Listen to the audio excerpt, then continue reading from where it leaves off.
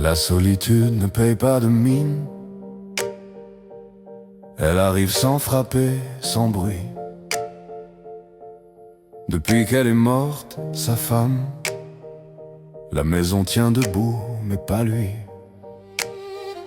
Son manteau est resté au même crochet, comme si elle devait rentrer demain. Il passe devant sans le toucher, de peur de sentir encore son parfum. Il a gardé sa tasse préférée, celle avec la fêlure au bord.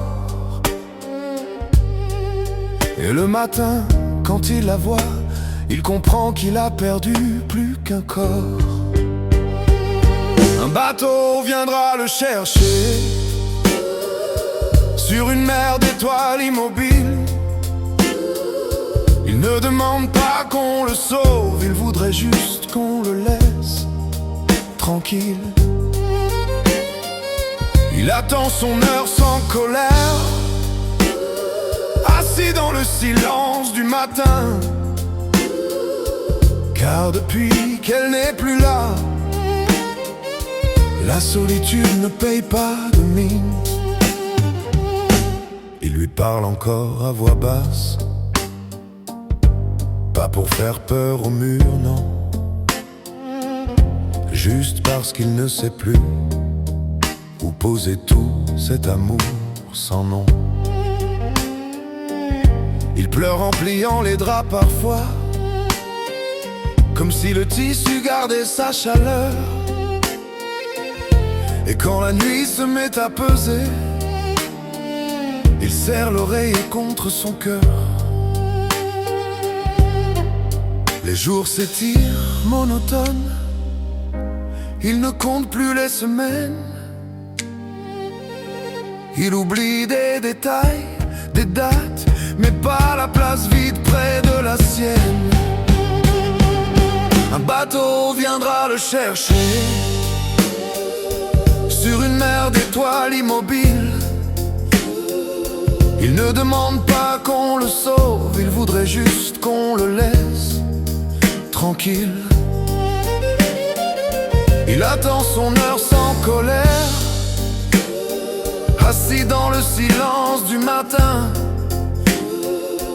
Car depuis qu'elle n'est plus là, la solitude ne paye pas de mine. Il ne lit plus le journal, à quoi bon savoir ce que fait le monde quand le sien s'est arrêté, le jour où elle a fermé les yeux. La boîte aux lettres déborde, les volets restent clos trop souvent. Les gens passent devant sa porte, comme on passe devant un temps mauvais. Et lui, il se surprend à espérer un signe minuscule, un papillon sur l'épaule, un rayon de soleil sur le carrelage. Pas un miracle, juste de quoi tenir une journée de plus. Un bateau viendra le chercher